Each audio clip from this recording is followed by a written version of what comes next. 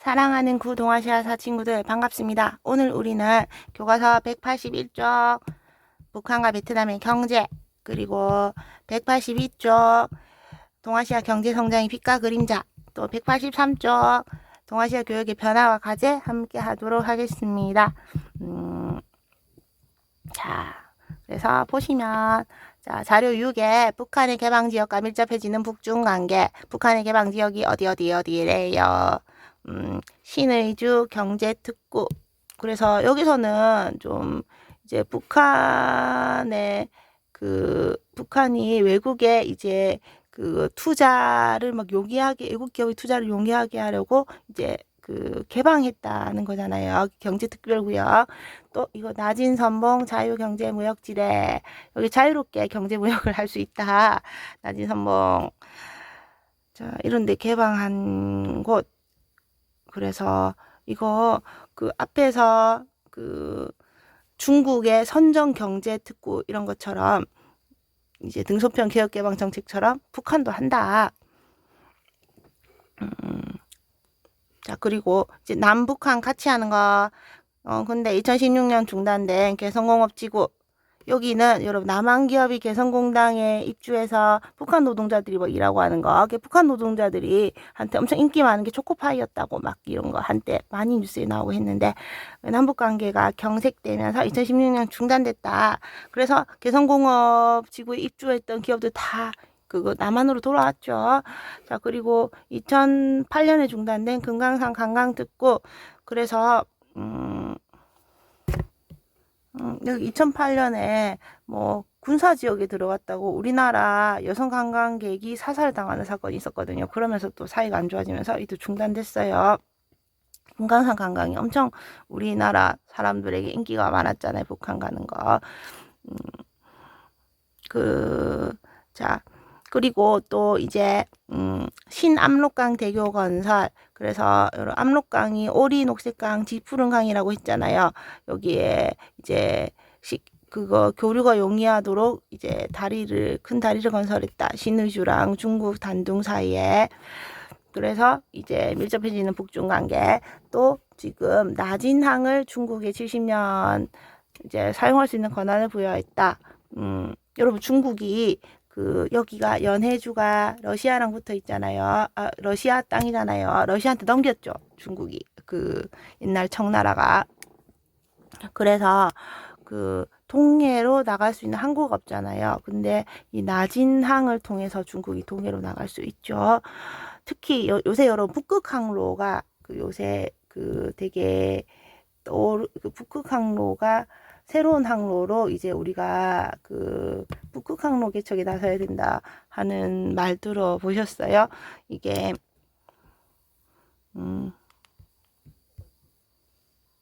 이렇게 우리나라 동해 지나서 러시아 바다 지나서 지금 이제 유라시아 대륙과 아메리카 대륙 사이에 베링해 지나서 지금 얼음을 깨면서 유라시아 대륙 북쪽 지나서 여기 로테르담 네덜란드 로테르담으로 가는 이런 거. 그래서 북극항로 와, 연료비를 한 척당 15억 30억 그거 절약할 수 있다는, 요새 이제 새롭게 좀 개척하려고 하는 북극항로. 이런 거 여러분 우리나라 그러면 여러분 지정학적 위치가 짱 좋단 말이에요. 이거. 그래서 근데 중국은 지금 북극항로 개척되면 되게 싫죠. 왜냐하면 동해로 나갈 수 있는 항구가 없잖아요. 그럼 중국은 북한이나 러시아랑 관계를 엄청 긴밀하게 강화해야 된다 하는 그런 거 좀 예상할 수 있죠. 자, 그리고 이제 자료 7번 보시면 베트남의 1인당 국내 총생산 변화.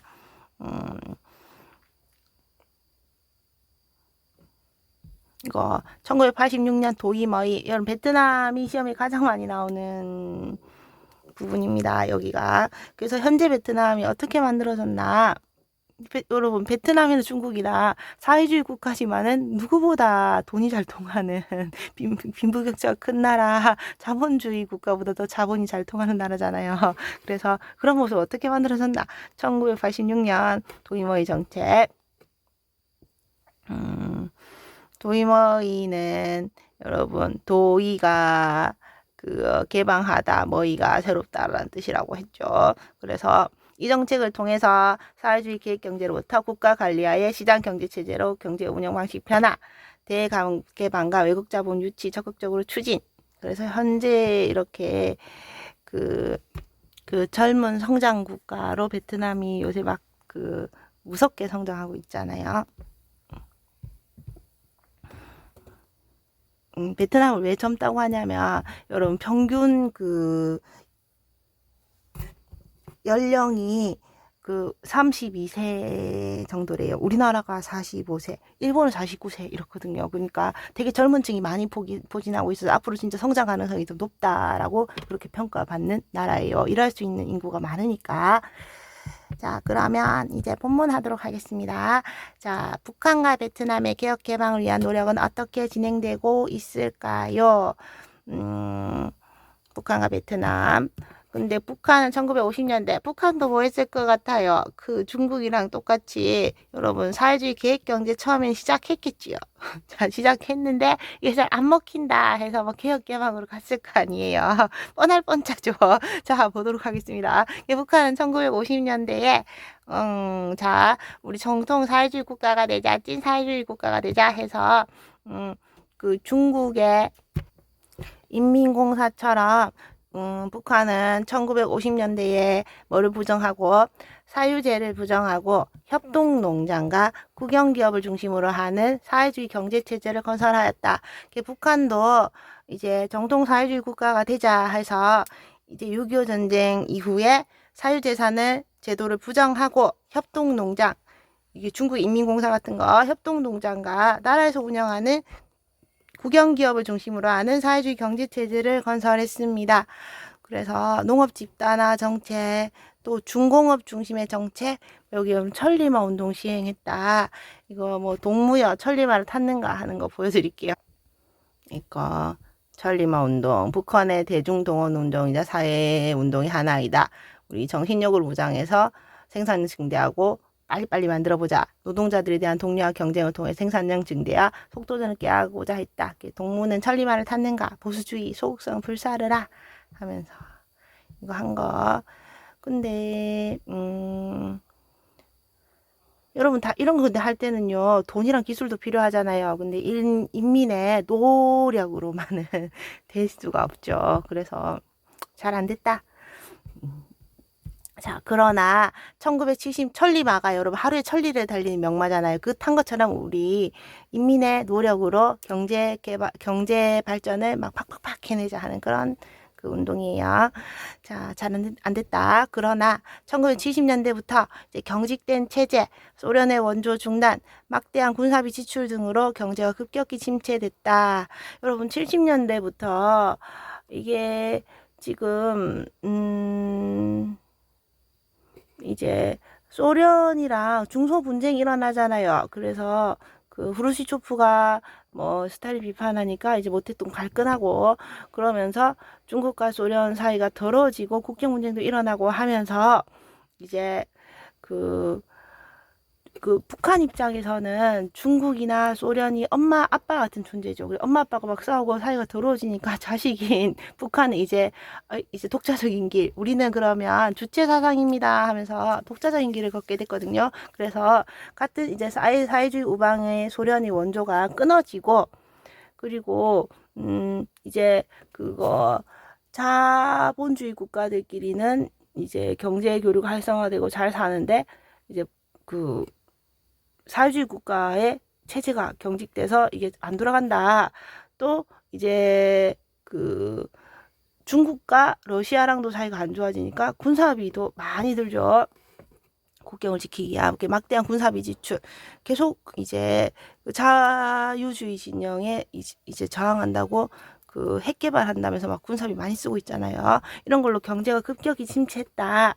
이를 타개하고자 자, 1980년대 중반부터 이제 개혁해방 정책 할 차례예요. 그래서 뭐를 제정했다? 하병법을 제정했습니다. 하병법 이름 그대로 여러분 경영을 운영을 함께 한다는 거예요. 그러니까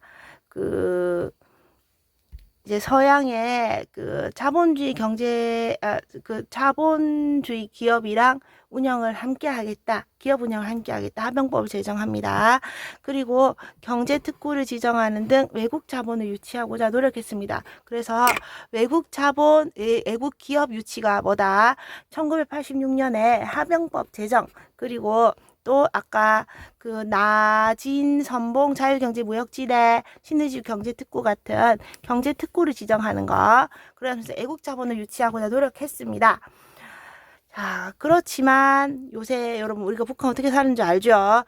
소련이 91년에 소련과 앞에 여러분 이미 동유럽 사회주의권이 소련에서 이탈해서 소련은 91년에 해체된다.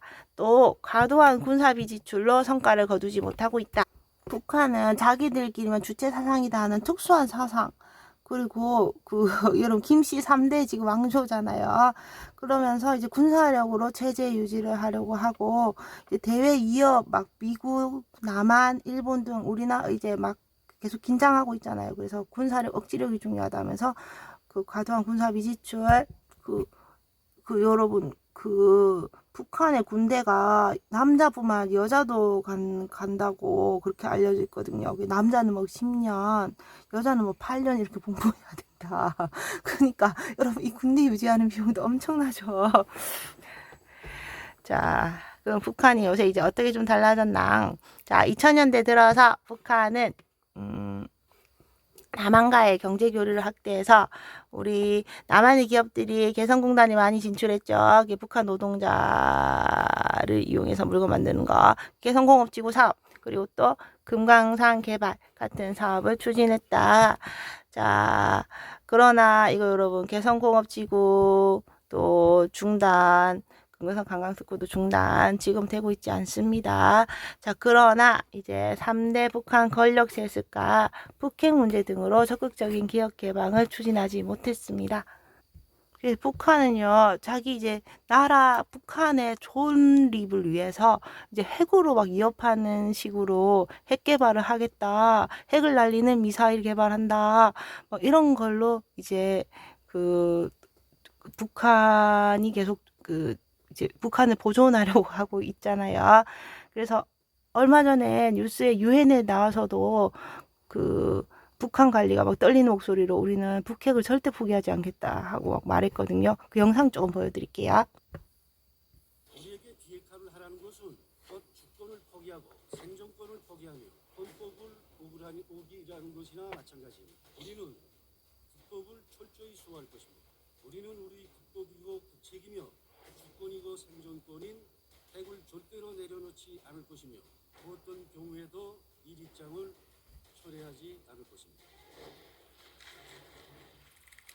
우리는 지난 80년간 제3차 대전이 발발하지 않은 데 대해 안심하며 자축할 것이 아니라 그것을 유발시킬 수 있는 위협이 상시적으로 존재하였고 현재 보다 엄중한 단계에 들어서고 있다는 사실에 응당한 주목을 돌리고 대책을 강구해야 할 것입니다. 이 균형 상태를 연구하고 조선반도 평화를 영원 불멸한 것으로 만들기 위하여 우리는 헌법의 핵을 절대로 다칠 수도 변화시킬 수도 없는 신성하고 절대적인 곳으로 고착시켰습니다. 우리에게 비핵화를 하라는 것은 곧 주권을 포기하고 생존권을 포기하며 헌법을 오기라는 것이나 마찬가지입니다. 우리는 절대로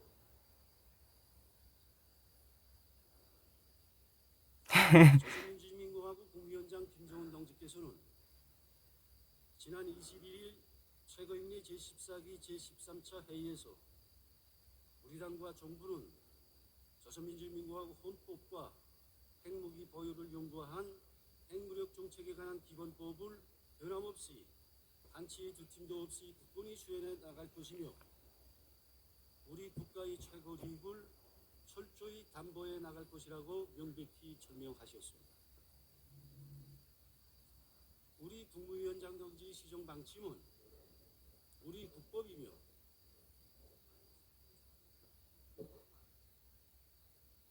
우리는 국법을 철저히 수호할 것입니다. 우리는 우리 국법이고 국책이며 주권이고 생존권인 핵을 절대로 내려놓지 않을 것이며 그 어떤 경우에도 이 입장을 철회하지 않을 것입니다. 여러분, 이게 지난 9월 29일 유엔 총회 고위급 주간 마지막 날 북한 외무성이 연설한 거래요. 핵 절대 포기 안 하겠다 부들부들 얘기하죠. 그럼 북한이 유엔에 가입국가냐? 가입국가 맞죠? 우리 그 소련이 91년에 해체되면서 남북 간 짠짠짠 동시가입이 여러분 91년이라고 했어요. 자, 그리고 이제 남북관계 악화로 2011년 북한에 대해 무역에서 중국이 차지하는 비중은 이제 여러분 남한이랑 사이가 더러워지니까 또 중국이 붙는 거잖아. 중국이랑 차지하는 비중이 83%에 이르렀대요. 북한은 남한과의 합작 우리랑 안 하고 중국과의 협력 강화했다. 아까 여러분 신압록강 대교 그리고 나진항 사용권 부여 이런 거요. 현재 중국은 북한의 지하 자원을 거의 독점적으로 개발하고 있습니다. 그래서 북한의 입장이 어떠냐면 우리나라랑 지금 여러분 중국도요 북한을 탐내고 있거든요. 그래서 심지어 여러분 김정은 그 집안은 자신들의 안위를 위해서라면 우리랑 통합하는 게 아니고 북한이랑 흡수될 수도 있단 말. 북한이 중국에 흡수될 수도 있단 말이에요. 그걸 또 중국도 노리고 있고 그래서 지금 우리가 잘 북한을 어떻게든 잘 이제 한민족으로 이제 통일을 서로 하려는 특수한 그런 관계로 이제 앞으로 우리가 흡수통일을 해야 되잖아요. 근데 지금 중국이랑 오히려 흡수될 그런 위험성도 있다. 자, 이제 베트남 가겠습니다. 자, 베트남은 전쟁 이후 토지 개혁과 농업 집단화를 단행하였지만 경제 위기가 더욱 심해졌다. 베트남 전쟁 이후 75년 베트남 전쟁 이후 토지 개혁과 농업 집단화 똑같아요. 이제 베트남도 한숨 돌리니까 뭐 하려고 해요? 사회주의 개혁하려고 하잖아요. 토지 개혁과 농업 집단화 단행했지만 경제 위기가 더욱 심해졌다. 이거 안 먹혀요. 왜냐면 인간들이 성인군자가 아니니까. 자, 이를 해결하기 위해 1980년대 후반부터 뭐 했다? 이런 86년에 도의는 바꾼다. 머이는 새롭다. 그래서 바꾼다. 새롭게. 자, 도의머이라는 개혁 개방 정책 추진했다. 시장 경제 도입과 대외 개방 정책을 표방한 도의머이 정책에 따라 국가 소유에서 국가 협동조합 개인의 소유로 경제 주체가 다양해졌다. 그래서 사회주의 국가라고 다 큰 사회 간접 자본은 국가가 소유한다. 해서 국가 협동조합, 개인의 소유로 경제 주체 다양해졌다. 자, 이후 베트남은, 자, 여러분, 베트남이요. 1년에 쌀 농사가 3번이나 돼요. 그래서, 자, 이걸 뭐라고 하냐면, 그래서 뭐, 남부는 1년에 3번, 북부는 1년에 2번, 이렇게 벼농사 되거든요. 그래서, 자, 쌀 막 수출하고요. 또 여러분 베트남이 가슴 아프지만 어디에 식민지였어요? 2차 세계대전 다시 기어들어온 프랑스의 일본 이전에 여러분 프랑스의 식민지였단 말이에요. 그러니까 2차 세계대전 이전에 또 이제 베트남 프랑스 식민지였다. 그래서 프랑스 식민지였다. 2차 세계대전 이후에 또 이제 다시 프랑스가 제국주의 영광을 못 잊고 또 프랑스가 베트남에 왔잖아요. 그래서 프랑스 식민지여서 프랑스 사람들이 카페 문화, 커피 마시는 거 좋아하니까 그래서 커피 재배를 많이 합니다. 프랑스 식민지였던 영향으로. 그래서 베트남 여러분 콩커피, 뭐 코코넛 커피, 그리고 뭐 사양 고양이 똥커피 뭐 이런 거 이런 거 여러분 코끼리 똥커피 이런 거 들어보셨죠? 그래서 베트남은 쌀과 커피의 세계 주요 수출국으로 변모했고 높은 경제 성장을 이루어가고 있다. 이게 평균 연령 32세에 앞으로 진짜 성장 가능성이 높은 나라. 그래서 그리고 여러분 베트남 사람들 엄청 자존심 강해요. 베트남이 그 여러분 원나라 침입도 베트남이 물리쳤고 몽골 침입도 물리쳤고 또요 미국 침입도 물리쳤잖아요. 그래서 진짜 세계 최강국들이랑 다 싸워서 이겼죠. 그래서 무시무시한 나라예요.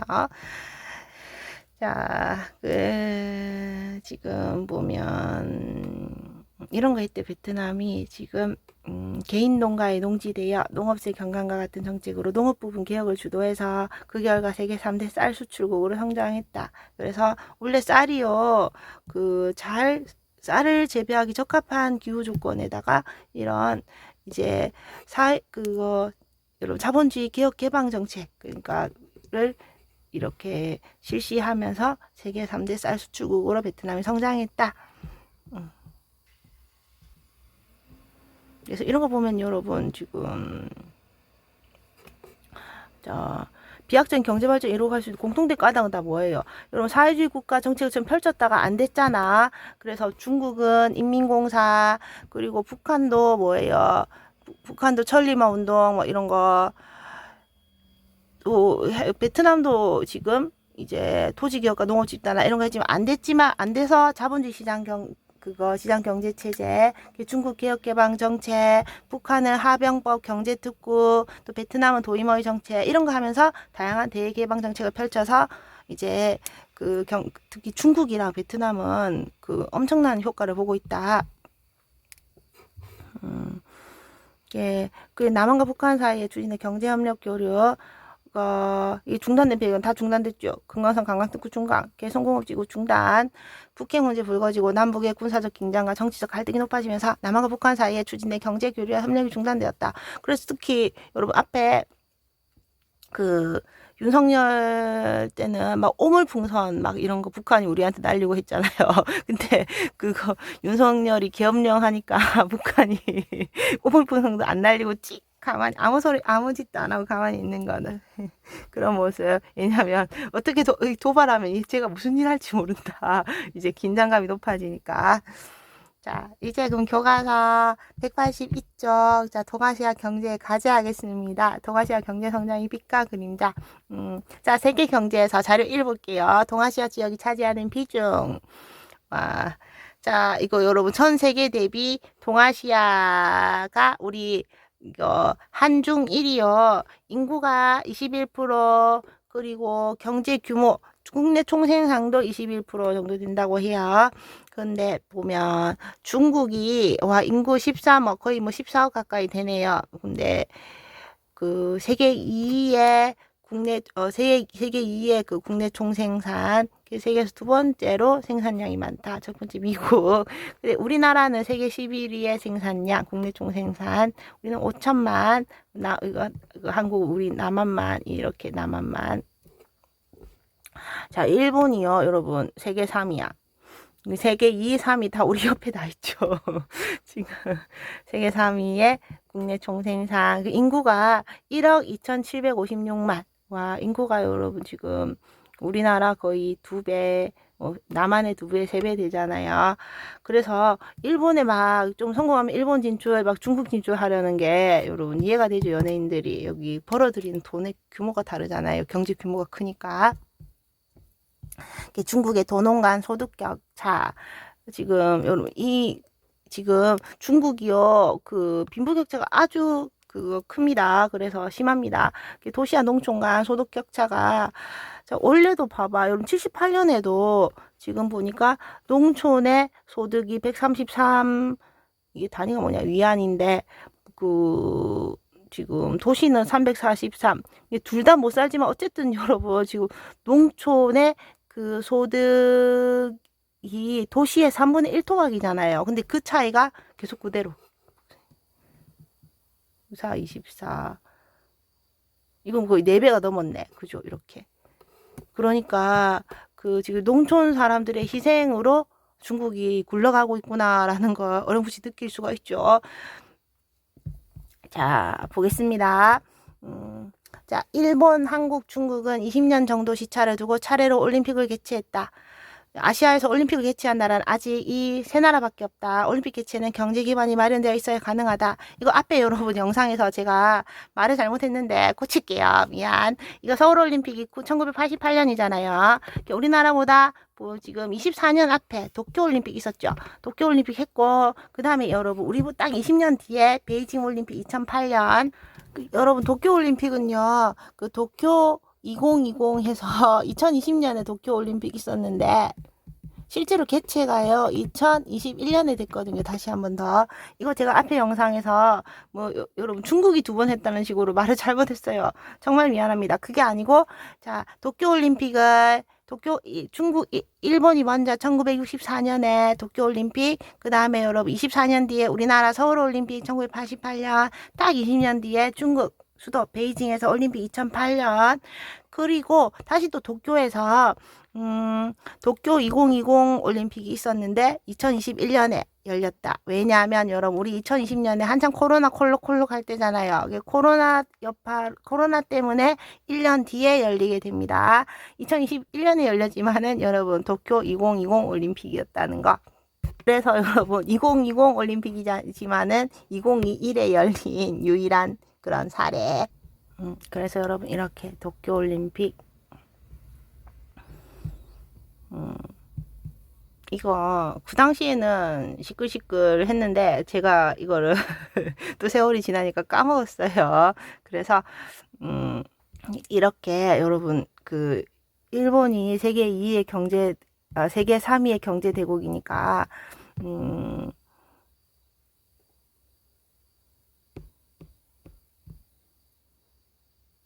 올림픽을 이제 2번 치를 정도로 그 경제 기반이 마련되어 있는 나라구나. 자, 그리고 이제 2번째 문단 할게요. 동아시아에서 가장 먼저 경제 성장을 이루어낸 일본에 이어서 우리나라와 타이완도 고도 성장 이루었다.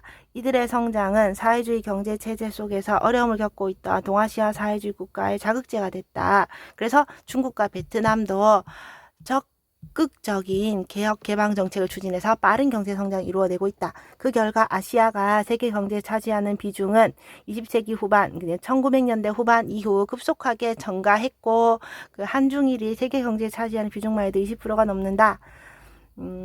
이거 그래서 그거 미국을 중심으로 우리나라, 대만, 일본이 서로 같이 이제 그 방공 막는 안보 동맹이잖아요. 그러니까 이제 삐까번쩍한 자본주의 국가로 커야 된다 하고 여러분 일본에 많은 지원을 해줬고 우리나라에도 그 50년대에 그 미국의 원조 물자 이런 걸로 켰고 그 원조 경제 또 이제 뭐 타이완도 그거 이제 중공을 막는 보루로 타이완도 이제 미국의 비호 아래 컸고요. 그래서 이제 먼저 우리나라, 일본, 한국, 타이완 먼저 이렇게 크니까 그 이제 자극제가 되어서 중국과 베트남도 이렇게 자본주의 경제 체제를 받아들여서 컸다.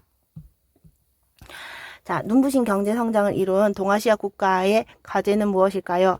경제 성장은 사회 변화와 함께 새로운 문제를 낳았다. 자, 그래서 중국에서는 도시와 농촌 간 소득 격차가 3배 이상 벌어져 농민들의 박탈감이 커지고 있다. 원래 3배인데 이제 뭐 4배 넘었죠. 이에 도시로 일자리를 찾아 떠나는 농민공, 농촌 출신 일용직 노동자. 그래서 그 농민인데 이제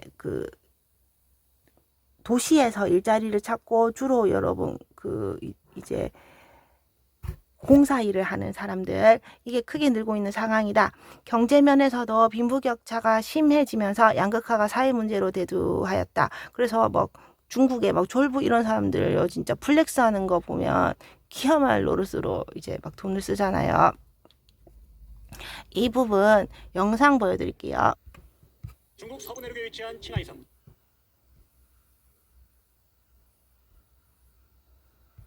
중국 서부 내륙에 위치한 칭하이섬.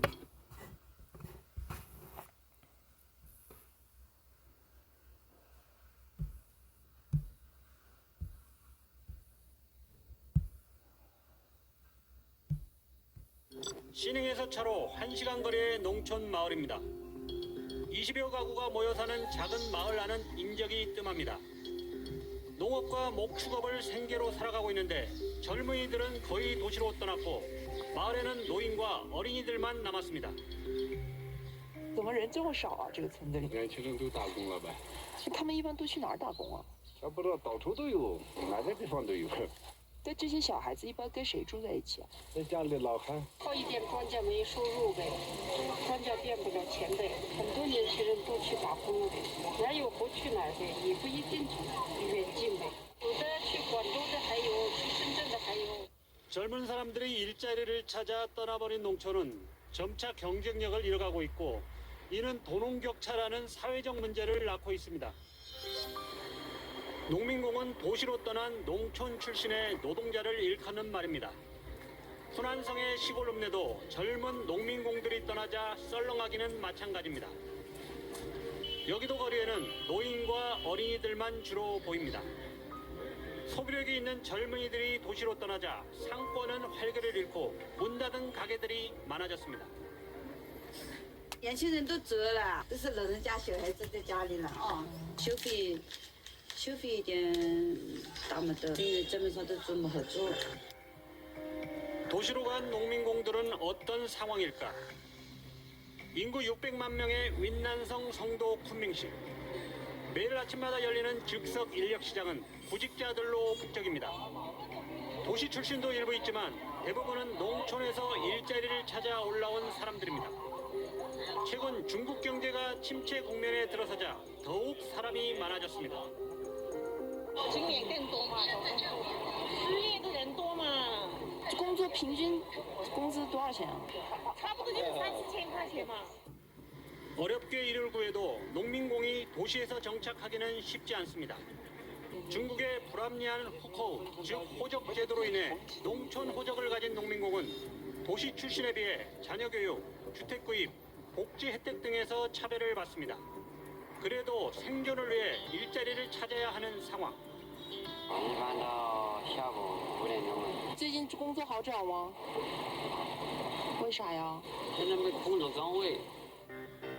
결국 어려운 여건 때문에 도시로 떠난 농민공은 가족과 떨어져 혼자 지낼 수밖에 없는 상황입니다. 이렇다 보니 고향집에는 나이든 부부나 어린 자녀들만 남아서 살아가야 합니다. 他是要问他打个电话，他就是不给打电话。他说他没得钱，打起电话也没得啥子收的，没得钱。 경제력이 없지만 스스로 살아가야 하는 노인들뿐 아니라 한창 성장기에 들어선 아이들도 문제입니다. 농민공 자녀 중에는 부모의 따뜻한 보살핌을 못 받아 정서적인 문제를 안고 살아가는 경우가 많습니다. 来到学校的时候，不是父母来送他，他就是更内向，性格啊更内向，更不愿意跟人家交流。他老是觉得那种自我封闭，他的心里啊不愿意敞开，唯我独尊，更不会去考虑到别人的感受。 부모인 농민공이 떠나버리고 농촌에 혼자 남겨진 아이들을 유수아동이라고 부르는데 재작년 기준으로 대략 1,200만 명에 이릅니다. 젊은이들이 떠나 노인과 어린이만 남은 중국 농촌은 점차 황폐화되고 있습니다. 격차를 줄이기 위한 중국 정부의 대책 마련이 절실합니다. 베이징에서 PD 특파원 김영철입니다. 중국이 이제 사회주의 계획 경제 국가잖아요. 그래서 초기에 이제 막 그 배급제를 한다고 철저히 이제 도시와 농촌 구분에는 호구 제도를 운영했어요. 그래서 이거 농민이 도시로 이렇게 자유롭게 이동할 수가 없었어요. 국가에서 어디 사는지 확실하게 알아야 계획을 할 수 있고 배급을 할 수 있잖아요.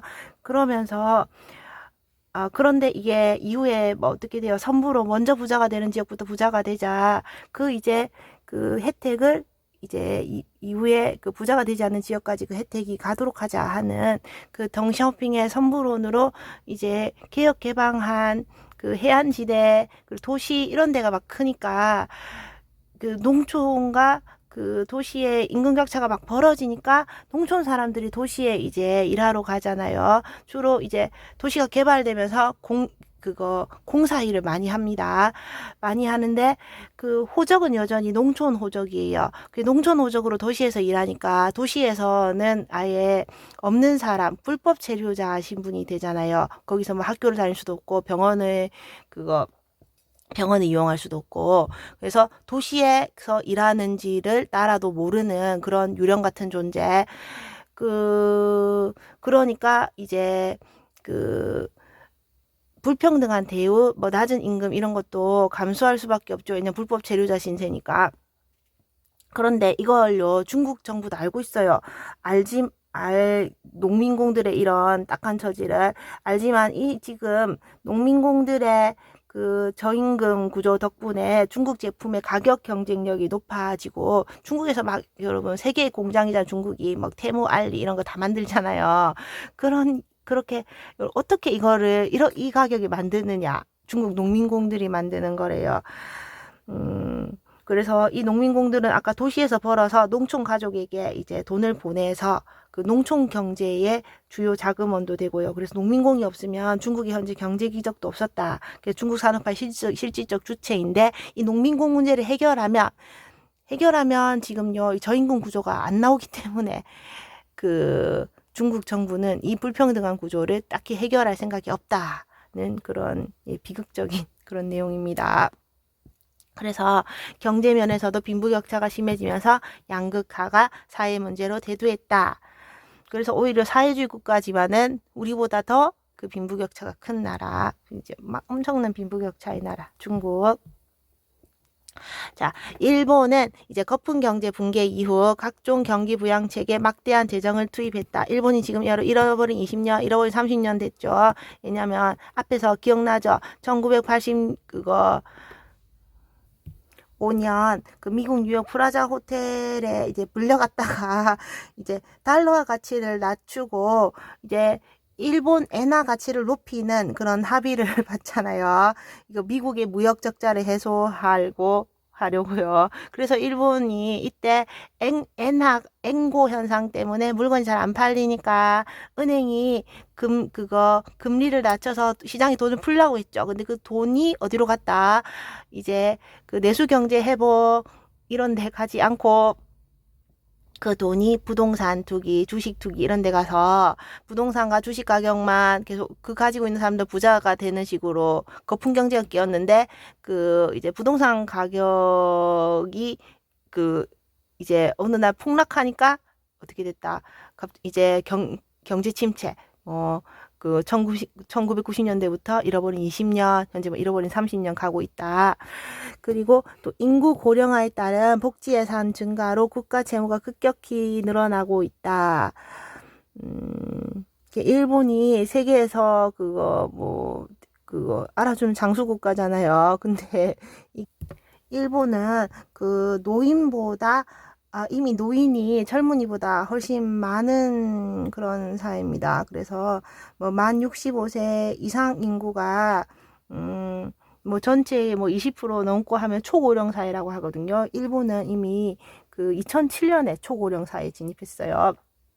그래서 인구 고령화에 대한 복지 예산 증가로 이것도 여러분 일본이 지금 경제 침체를 겪고 있잖아요. 겪고 있지만 여전히 미국, 중국 다음으로 세계 3위의 경제 대국이긴 하죠.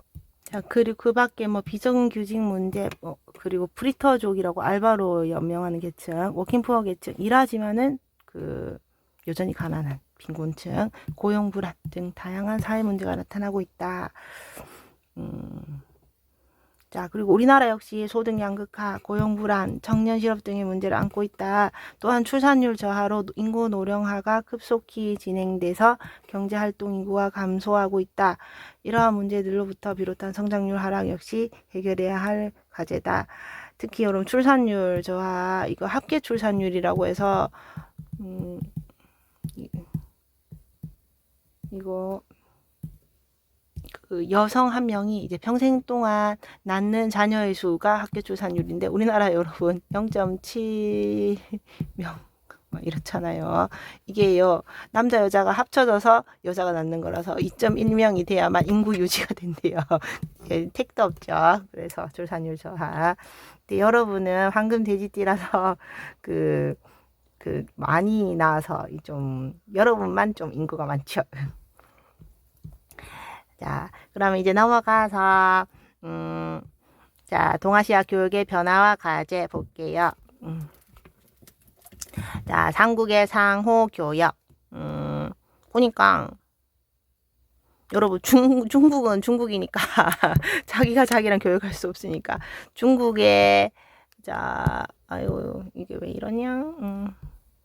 자, 중국의 지금 그 수입 첫 번째 국가가 우리나라, 수출의 그 세 번째, 네 번째가 중국, 일본. 그러니까 수입의 주요 국가는 우리나라, 일본, 수출의 세 번째, 네 번째 국가 일본, 우리나라. 자, 우리나라는 수입의 첫 번째 국가가 중국, 일본, 수출, 중국, 일본. 일본은요, 수입, 중국. 네 번째가 우리나라. 여기도 수출 두 번째가 중국, 우리나라. 그러니까 여러분 동아시아 3국은 서로 자 수입과 수출에 서로 교역이 활발하다. 그리고 또 중국이 세계무역기구에 세계무역기구에 언제 가입했냐? 2001년에 정식 회원국이 되었대요. 여기 2011년에 10주년 기념 행사 자축도 하고요. 자, 그래서 우리 자료 3이 컨테이너 그림에 이거 보면 상호 교육량을 보면 삼국은 서로 주요 교역 대상국임을 확인할 수 있다. 특히 중국의 비중이 엄청 크죠. 보니까 우리나라는 수출 수입 다 중국이 제일 첫 번째 국가, 제일 많은 국가. 일본은 여러분 수입이 제일 많은 국가, 수출은 두 번째로 많은 국가. 그래서 중국 비중이 매우 크다. 이거 주계 장막으로 불리며 교역이 거의 없던 중국과 교역량이 급증한 배경은 무엇일까? 여러분 주계 장막 이거 그 푸바오가 좋아하는 대나무잖아요. 그러니까 주계 장막이니까 우리 그 아시아 공산권을 지칭할 때 주계 장막 그러니까 중국이나 뭐 특히 여러분 베트남, 중국, 특히 중국이 그거 아시아의 공산권이잖아요. 아시아의 공산권 중국이 그 미중 수교 1979년 하기 전까지는 교류를 안 했으니까 그래서 주계 장막으로 불리며 교역이 거의 없던 중국과 교역량이 급증한 배경. 이거 여러분 뭐 패러디 한 거냐면 철의 장막 패러디 한 거거든요. 자, 철의 장막은 어디일까요? 이거 유럽의 여러분 동유럽, 서유럽에서 동유럽이 소련의 이성국가였잖아요. 소련에 소속된.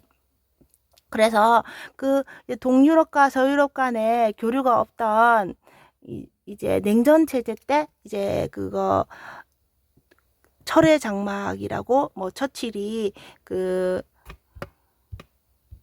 동유럽과의 교류 단절을 이제 철의 장막이라 표현했거든요. 그래서 그거 패러디해서 주계 장막. 자, 주계 장막으로 불리며 교육이 거의 없던 중국과 교역량 급증한 배경. 자, 냉전 시기 동아시아 교역망은 자본주의 국가인 미국을 중심으로 한국, 일본, 타이완 연결된 형태. 이 시기 미국은 동아시아 국가들 최대 수출 시장. 그러나 냉전 해체는 동아시아 영내 교역에 큰 변화를 가져왔다. 자본주의 사회주의 국가가 하나의 시장으로 묶였고 특히 중국이 개혁개방, 덩쇼핑의 정책을 추진하면서 79년 여러분 문화대혁명이 모택동 죽으면서 끝나면서 등쇼평이 흰 고양이든 검은 고양이든 잘 잡으면 된다. 자본주의든 사회주의든 우리 잘 먹고 잘 살게 해주면 된다. 개혁개방 정책 추진하면서 한중일 간 교역이 급증했다. 이에 동아시아 무역 구조는 미국 중심에서 동아시아 영내로 그 중심이 변화하고 있다. 자, 활발해진 동아시아는 향후 어떤 방향으로 발전할까? 중국이 세계무역기구 WTO에 가입하면서 한중일 교류가 더욱 활발해졌다. 그리고 2016년 국내 중생산 규모가 중국은 세계 2위, 일본은 자 중국 때문에 3위로 내려앉았고 우리나라는 11위. 자, 이미 동아시아 세계 경제 중심축이 되었다. 나아가 동아시아 경제 공동체 형성을 위한 노력도 활발하게 이루어지고 있다. 한중 자유무역 협정이 체결됐고 이게 여러분 2014년 체결되고 2015년부터 이제 발효 중이랍니다.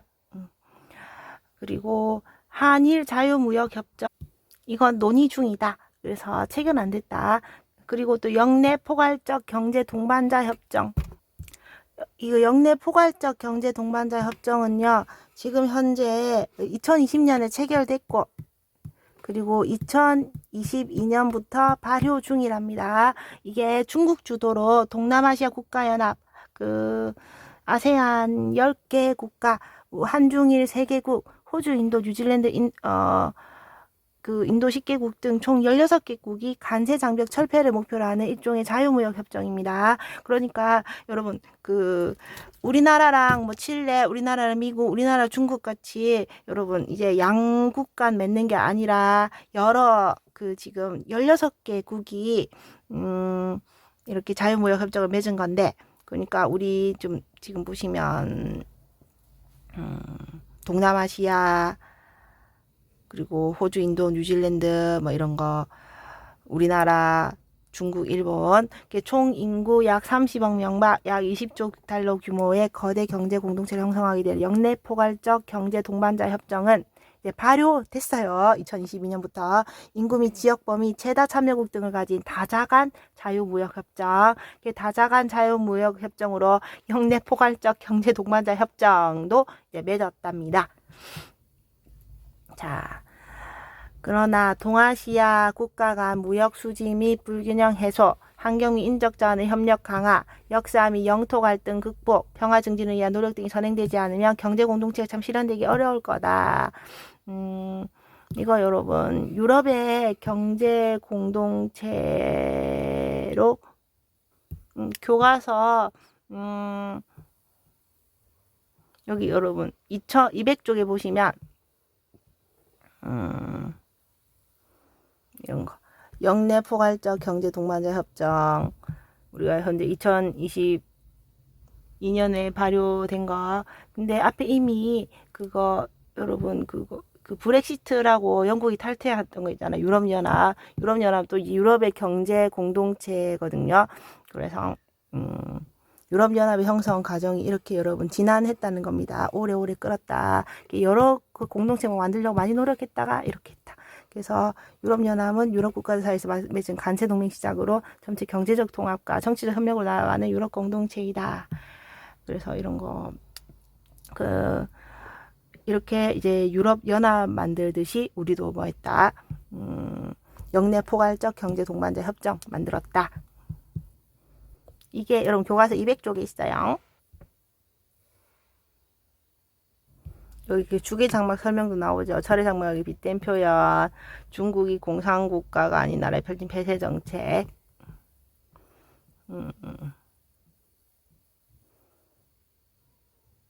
자, 여러분 수고 많으셨어요.